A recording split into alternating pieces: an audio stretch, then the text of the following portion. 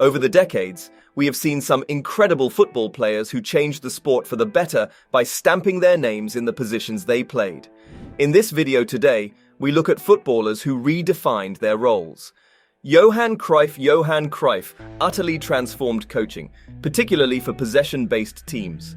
Cruyff's influence resonated profoundly in both total football and tiki-taka, rendering him one of the most impactful managers in history. The way Barcelona, Spain, Ajax, Arsenal, and Manchester City play today can be traced back to Johan Cruyff's principles. Pep Guardiola, the most successful coach of his generation and one of the greatest coaches ever, owes much of his success to Johan Cruyff. This connection highlights the profound nature of influence and role redefinition. Notably, other successful coaches such as Xavi, Mikel Arteta, Xabi Alonso, Vincent Kompany, and Erik ten Hag, each triumphant in their respective domains across diverse nations, were all shaped by the impact of Johan Cruyff. Kevin De Bruyne. Today, Kevin De Bruyne has redefined the attacking midfield role. The type of attacking midfielders we were accustomed to for the longest time were players like Ozil and James Rodriguez. These were individuals who were skilled and operated from the center of the opposition's defense, commonly known as the number 10 role. Their primary role was to create and assist goals, with scoring being secondary. However, Kevin De Bruyne does all these things and much more. The Belgian operates from the center of the pitch as well as both flanks. In a typical game for Man City, you would find KDB all over the pitch at different times. He delivers crosses better than most wingers, shoots the ball more effectively than some strikers, and threads passes through the middle better than almost anyone else. De Bruyne has genuinely redefined what it means to be an attacking midfielder. Thomas Müller. If you Google Raumdeuter, Thomas Müller's profile would appear. That's how much he has epitomized the role.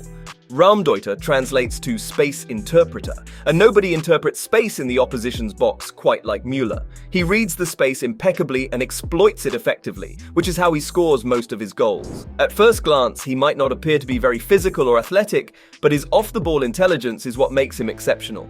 Unlike a centre-forward who roams within a fixed area, a Raumdeuter roams all around the attacking third, attacking any open space he spots in the box. This is exactly what Müller excels at. Claude Makélélé. No one embodied the destroyer role better than Claude Makélélé. He defined it to such an extent that it was renamed the Makélélé role. In the realm of English football, Makélélé is arguably the greatest defensive midfielder of all time.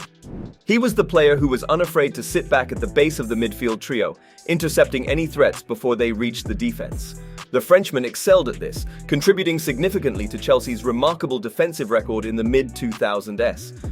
Even to this day, defensive midfielders worldwide strive to emulate Makélélé's style, but none can replicate it exactly like he did. Arjen Robben. Traditionally, wingers were tasked with running down the flanks and delivering crosses into the box for centre forwards to capitalize on. However, Arjen Robben altered this archetype. Despite being classified as a winger throughout his career, Robben wasn't primarily known for sending crosses into the box.